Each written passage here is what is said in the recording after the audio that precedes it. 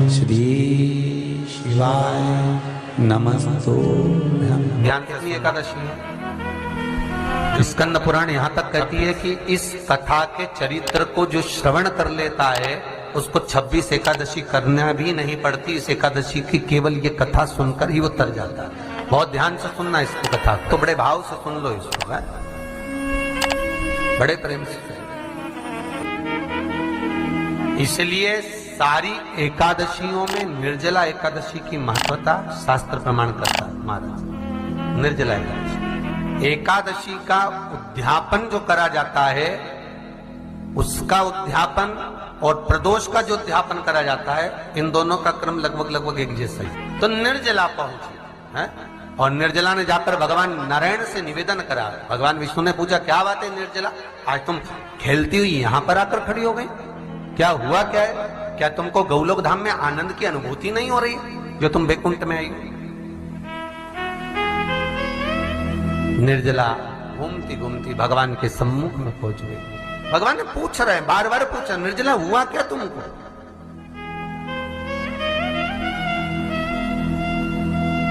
ए निर्जला, ए एकादशी, हुआ क्या है तुमको? क्या कारण है तुम्हारे यहां आने का, बैकुंठ पहुंचने का? बहुत ध्यान देना महाराज। शास्त्र कहता है सोमवार, मंगलवार, बुधवार, गुरुवार, शुक्रवार, शनिवार, ये देवता वो देवता सबके व्रत कर लो, सारे व्रत कर लो, पर ये व्रत आपको परमात्मा के धाम तक लेकर नहीं जा सकते, क्योंकि इनका जो पुण्य है वो मृत्यु लोक में आप थोड़ा सा भी गलत करते हैं तो पुण्य समाप्त हो जाता है। पर हिंदू धर्म के 3 व्रत ऐसे बता दिए जिन व्रतों का पुण्य समाप्त नहीं हुआ।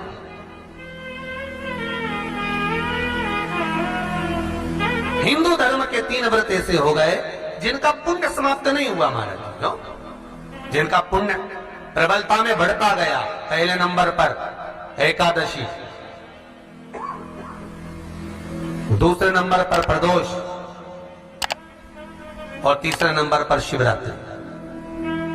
एकादशी भी 26 है तो प्रदोष भी जम के बोलते जाओ 26 है। शिवरात्रि केवल 12, केवल 12।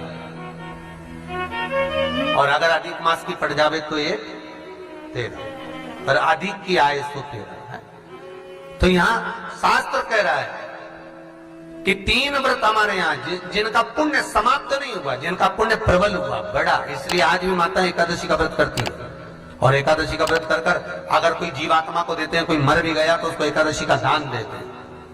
एकादशी का उसको दान दिया है। महाराज निर्जला खड़ी, पूछा क्यों आई हो, क्या कारण? निर्जला आई, तब लक्ष्मी मैया उठकर निर्जला के करीब में गई। निर्जला बहुत सरल थी निर्जला। कहते हैं कामा एकादशी सबसे लंबी है। कौन सी एकादशी? कामा।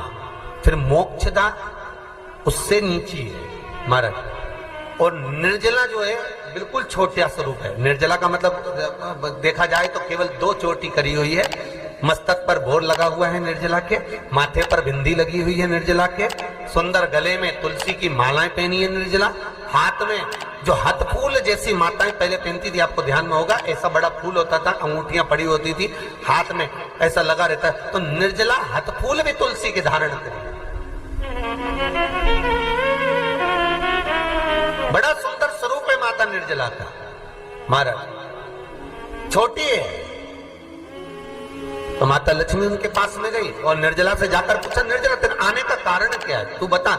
नारायण आपसे पूछ रहे हैं कि क्यों आई हो, किस लिए आई हो, क्या है तुम्हारे आने का कारण? निर्जला ने कहा, मेरी विनती केवल इतनी सी है मां कि मैं ये चाहती हूं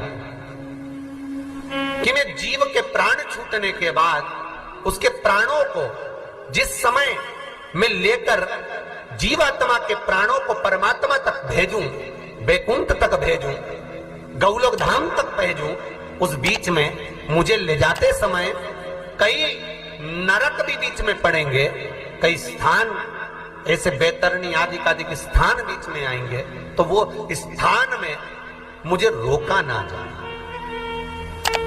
मैं सीधे भगवान के धाम पहुंच जाऊं। ऐसी कृपा, ऐसी दया। जितनी भी माताएं एकादशी का व्रत करती है, बहुत ध्यान से सुनना आज की कथा को। शायद जिंदगी में मिली ना मिली, पर ये कथा का रिश्ता तो बहुत ध्यान से सुनना। स्कंद पुराण यहां तक कहती है कि इस कथा के चरित्र को जो श्रवण कर लेता है उसको 26 एकादशी करना भी नहीं पड़ती। इस एकादशी की केवल ये कथा सुनकर ही वो तर जाता है। बहुत ध्यान से सुनना इसको, कथा को।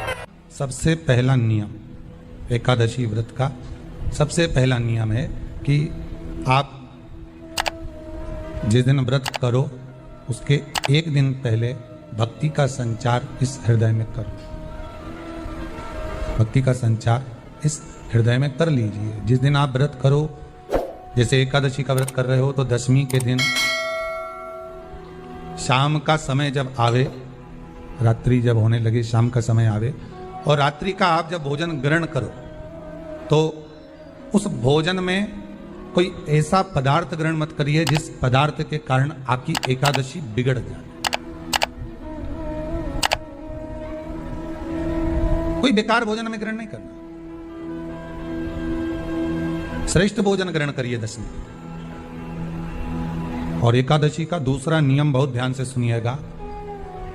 जिस दिन आपकी एकादशी का व्रत हो उस दिन प्रयास करिएगा कि अपने हाथ से किसी भी वृक्ष की कोई पत्ती टूटे ना।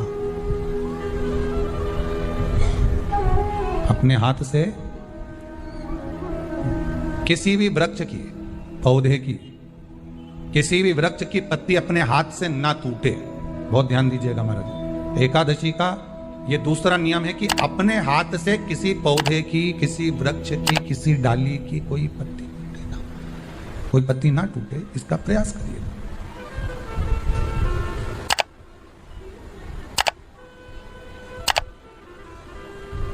कितना सुंदर व्याख्यान कहा है, कितना सुंदर वर्णन है महाराज कि मात्र एकादशी का व्रत कर लेने पर, मात्र एकादशी का व्रत कर लेने पर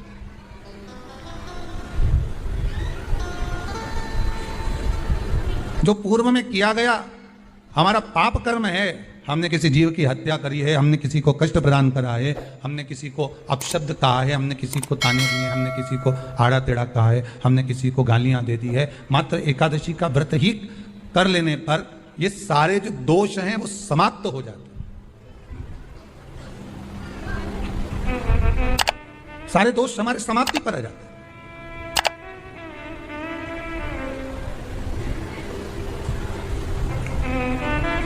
अब एक विचार करिएगा थोड़ा सा अपने मन में, अपने चित्त में, अपनी वृत्ति में एक बात उतारिएगा। एक अपने मन में एक बात को उतार कर रखिएगा कि आप अपने पाप को, अपने पाप कर्म को जिस दिन छिन्न करने वाले हो, समाप्त करने वाले हो, अपने पाप को आप जिस दिन समाप्ति पर लेकर जा रहे हो तो उसके एक दिन पहले आपको प्रसन्नता होना चाहिए कि नहीं होना चाहिए कि कल मेरा पाप कटने वाला है, कल मेरा पाप समाप्त होने वाला है। जो मैंने पाप कर्म करा है वो समाप्त होगा, जो मैंने पाप कर्म करा है वो कल समाप्त हो जाएगा। तो एक दिन पहले आपके चेहरे पर प्रसन्नता हो कि ना हो?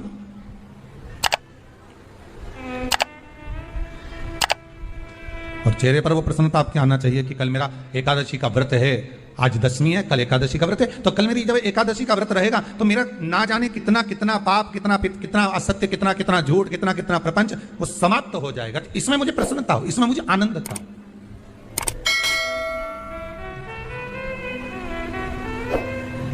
तो क्या कहा गया कि प्रयास करिएगा कि एकादशी के दिन कोई वृक्ष की, कोई डाली की, कोई कोपल की कोई पत्ती ना तोड़ी जाए। क्यों? तो कहा अगर उस पत्ती को हम तोड़ देते हैं, वृक्ष की पत्ती को या क्यारे में लगी हुई कोई डाली की पत्ती को हम तोड़ देते हैं तो एकादशी का पुण्य फल प्राप्त नहीं होता, एकादशी का कोई फल हमारे खाते में नहीं जाता, पुण्य फल प्राप्त। अब फिर भले तुम, चाहे तुमने मोरदन खाया हो, चाहे तुमने फिर चिप्स खाई हो, चाहे तुमने फिर व्रत का कितना ही सामान खा गए और तुमने सोचा कि आज मेरी एकादशी है, तो फिर उसका कोई फल प्राप्त नहीं, उसका कोई सुख प्राप्त नहीं आपको। फिर रहे हैं वो भी स्मरण करें। एकादशी के दिन बन सके एक बेलपत्र, उस बेलपत्र के मध्य भाग में बीच वाली पत्ती पर लाल चंदन और दोनों पत्तियों पर पीला चंदन, नीचे वाली दोनों पत्तियों पर पीला चंदन, बीच वाली पत्ती पर लाल चंदन और दोनों पत्तियों पर पीला चंदन।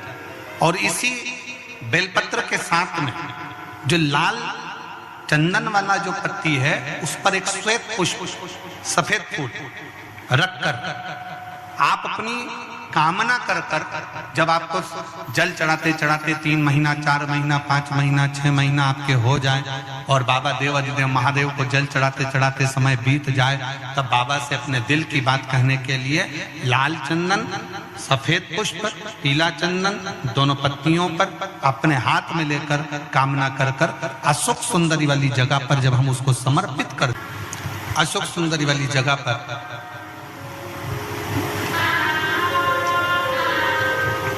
ये शिवलिंग जलाधारी और उसके सामने का जो भाग है उसके मध्य भाग में अशोक सुंदरी का स्थान है। बस इसी स्थान पर बेलपत्र और श्वेत पुष्प, बीच वाली पत्ती पर लाल चंदन, आसपास की पत्तियों पर पीला चंदन और वो शिवलिंग की सम्मुख में जो अशोक सुंदरी का स्थान है वहां समर्पित कर, उस स्थान ये रोज नहीं करना। फिर ध्यान देना, कभी कभी 4-6 महीने निकल जाएं, 8 महीने निकल जाएं, 3 महीने निकल जाएं, 5 महीने निकल जाएं, उस स्थान, और ये हमने एक बार नहीं बताया, इसको पहले भी वर्णन कर सकते। एकादशी के दिन गंगा के जल में मात्र 7 बेलपत्री डालकर जो नंदीश्वर भगवान अर्थात जो शंकर जी के शिवलिंग के सामने नंदी होता है, उस नंदी के चरण पर गंगा का जल चढ़ाकर बेलपत्री शिव पर समर्पित कर देता है, उसके घर में रुपया रुकना चालू हो जाता है। फिर वो गलत जगह पर नहीं जाता, गलत स्थान पर वो धन जाएगा ही नहीं। बेटा अगर व्यसन में पड़ा हुआ है, मदिरा पान में पड़ा हुआ है, मांसाहार में, जुए आदि में जा रहा है, तुम्हें लग रहा है कि मेरा बेटा गलत मार्ग पर जा रहा है, ये मित्र दोस्ती गलत हो रही है, वो सही जगह पर आ जाए तो हो रही है।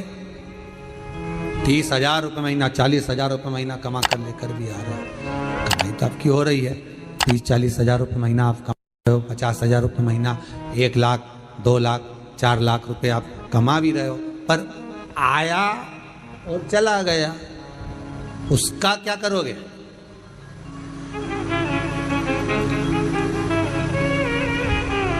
उसका करना क्या है? बहुत सुंदर संवाद है, ध्यान दीजिएगा।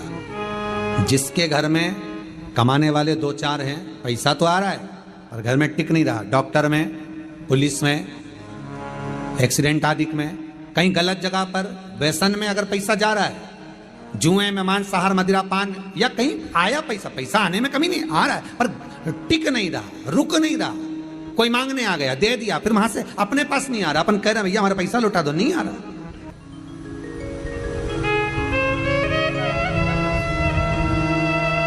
करना है एकादशी। कई लोग इसको धन के लिए भी करते हैं, संपदा के लिए, संपदा के लिए अर्थात जिसका व्यापार नहीं चलता, जिसके घर में पैसा नहीं आता, या नौकरी नहीं लग रही, या सर्विस नहीं लग रही, आप अप्लाई कर रहे हो, जगह जगह जाकर इंटरव्यू भी दे रहे हो और पैसा नहीं आ, तो उसके लिए भी प्रयास किया जाता है। पर उसके लिए यहाँ पर जो धन के लिए करते हैं, उसके लिए विष्णुपदी के लिए करते हैं। मतलब जैसे गंगा के जल में तुलसी के 11 पत्ते डाले जाते हैं। कितने पत्ते डालते हैं? 11 तुलसी के पत्ते डालते हैं, और उसको किसी भी नारायण के मंदिर में, राम कृष्ण शिव, शंकर नहीं, राम कृष्ण भगवान विष्णु, दत्त आदि जितने नारायण के मंदिर हैं, उस मंदिर में किसी भी पात्र में, एक छोटे से पात्र में उसको भरकर रखी आते हैं महाराज। उससे भी जॉब, सर्विस, नौकरी में सफलता प्राप्त हो जाती है, परंतु वो भी एकादशी को ही होता है। कुछ देर तक पात्र को रखा जाता है, फिर वही पात्र का जल किसी भी वृक्ष के नीचे डाल दिया जाता है, उससे भी नौकरी के लिए फायदा मिलता है। गंगा का जल कोई साधारण नहीं। पैसा, धन ज्यादा आने लगे तो पत्नी को कहना चाहिए कि देखो थोड़ा बहुत मेरा मन है, शिव महापुराण की कथा हो जाए या फिर कहीं सत्कर्म में लग जाए, कहीं ब्राह्मण भोज, साधु भोज, सन्यासी भोज, गुरु जन में, संत जन में, साधु जन में, तपस्वी जन में कहीं लग जाए। ये धर्म पत्नी, जहां धर्म जुड़ा हुआ हो वो धर्म पत्नी। महाराज,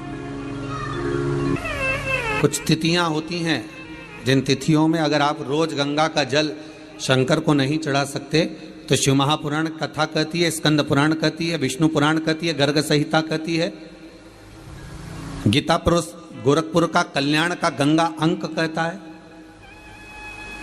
कि कुछ तिथियां भारत की भूमि पर ऐसी वर्णित है जिन तिथियों में भी गंगा का जल हम शिव को अगर एक बूंद भी समर्पित कर रहे हैं, गंगा का जल मात्र एक आधी चम्मच भी, आचमन जितना भी अगर हम शिव को समर्पित कर रहे हैं तो उसका सुख आनंदित है। जैसे पंचमी तिथि, नवमी तिथि, दशमी तिथि, एकादशी, प्रदोष, पूर्णिमा, अमावस्या, ये तिथियां हमारे यहाँ जो दी गई हैं, इन तिथियों में अगर हम गंगा का मात्र थोड़ा सा जल भी अगर जल के पात्र में डालकर गंगा जी का जल थोड़ा सा भी शिव के पास लेकर जा रहे हैं तो ये एक भाव अपने भीतर होना चाहिए कि आप केवल गंगा का जल साधारण शिव मंदिर में समर्पित नहीं कर रहे हो, आप गंगा का जल भले अपने घर से लेकर जा रहे हो और थोड़ा सा भी जल ले जाकर अगर शिव को समर्पित कर रहे हो तो तुम्हारे भीतर ये भाव होना चाहिए कि मैं गंगोत्री से जल भरकर सीधे रामेश्वर में ले जाकर गंगा के जल को समर्पित कर रही हूँ। श्रावण के महीने में या अन्य महीने में आप शिव को समर्पित कर रहे हैं, ये आपके भीतर एक भाव उत्पन्न होना चाहिए। एक बात आपको कही थी गुरु महिमा में कि घर से जब निकला करो ना तो भगवान देव अधिदेव महादेव का नाम लेकर श्री शिवाय नमस्तुभ्यम। घर से जब निकलो, कोई कार्य के लिए जा रहे हो तो आप श्री शिवाय नमस्तुभ्यम का स्मरण कर कर जाइए। आप किसी काम के लिए आगे बढ़ रहे हो, श्री शिवाय नमस्तुभ्यम का स्मरण कर कर जाइए। जिस समय आपके मुख से श्री शिवाय नमस्तुभ्यम का स्मरण हो जाए या शिवलिंग का स्पर्श हो जाए या शंकर का अनुमोदन कर कर ओम नमः शिवाय बोलकर या राम बोलकर, कृष्ण बोलकर, शिव बोलकर, आपके भीतर जो रमा हुआ है, आप राम को मानते हैं आप राम को माने, हम मना नहीं करेंगे। आप कृष्ण को माने तो कृष्ण को माने, हम मना नहीं करेंगे। आपका दिल जिससे लगे, आपका चित्त वृत्ति जिससे लगे, और उस पवित्र भूमि में ना जाने कितने साधक, कितने साधु, कितने तपस्वी, कितने संत, कितने महात्मा, कितने जोगी, कितने सन्यासी, कितने ब्राह्मण जन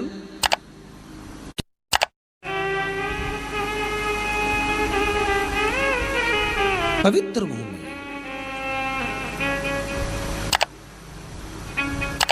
और उस पवित्र भूमि में ना जाने कितने साधक, कितने साधु, कितने तपस्वी, कितने संत, कितने महात्मा, कितने जोगी, कितने सन्यासी, कितने ब्राह्मण जन, कितने विद्वत जन इस भारत की भूमि पर भ्रमण करते रहते हैं, तप साधना करते रहते हैं, उपासना करते रहते हैं, मंत्र जाप स्मरण करते रहते हैं। और जब उनका मंत्र जाप का फल इस भूमि पर प्राप्त होता है तो यहाँ की जो रज है, यहाँ की जो धूल है, यहाँ की जो माटी है, वो सुख का अनुभव करा देती है, एक आनंद का अनुभव करा देती है। श्री भागीरथ बाबा गंगा जी को लेकर आए।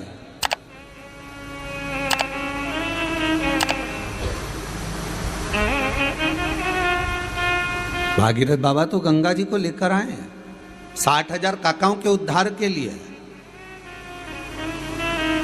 और वो गंगा भी बहती हुई गौमुख से लेकर चलते चलते चलते चलते वो गंगा भी कलकत्ता तक जब पहुंची है, गंगा सागर तक जब पहुंची है, तो उसके घाट पर, उसके तट पर, गंगा महारानी के किनारे पर जितने जितने भक्त, जितने साधु, जितने सन्यासी, जितने साधक, जितने उपासक, जितने जीव रह रहे हैं, ये गंगा उनका कल्याण कर रही है। और जो उसकी शरणागति में जा रहा है, गंगा उसका उद्धार कर रही है। गंगा किसको संवारती है?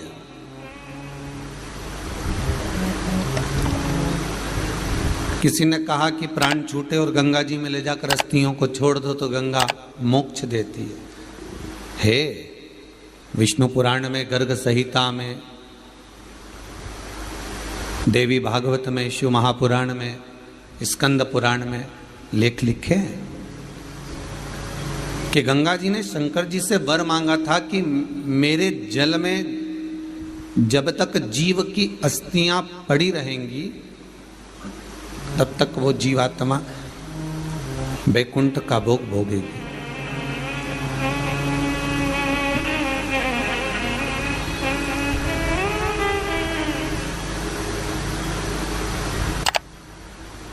पर गंगा जी ने एक बात और कही है, शिव महापुराण में आपने श्रवण करा ना करा, पर एक बात और गंगा जी कह रही हैं कि मैं तार दूंगी, मैं पापी से पापी जीव का उद्धार कर दूंगी, मना नहीं है। वैसे भी तो भारत की भूमि तो पावन पावन नदियां सारी की सारी जितनी वे हैं ये भारत की भूमि पर है, ये भारत माता पर विराजमान है। सारे के सारे पावन तीर्थ इस भारत की भूमि पर विराजमान है।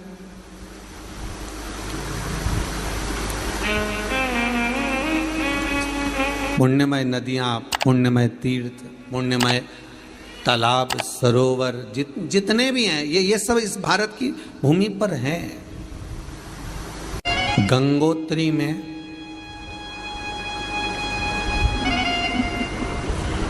आप लोग गए होंगे, कई लोग गंगोत्री, बद्रीनाथ के जो 4 धाम हैं, यमुनोत्री, गंगोत्री, केदार और बद्रीनाथ। विष्णु पुराण में कहा 3 तरह से मरे हुए व्यक्ति की गति नहीं है, उसको मोक्ष नहीं है। पहला पानी में डूब कर मरा हुआ, दूसरा सर्प के डसे से मरा हुआ, तीसरा स्त्री के हाथ से, नारी के हाथ से मरा हुआ व्यक्ति, इसकी गति नहीं है, मोक्ष नहीं है इसकी। इनकी गति केवल एक है, वो है शिव महापुराण की कथा। अगर कोई पानी में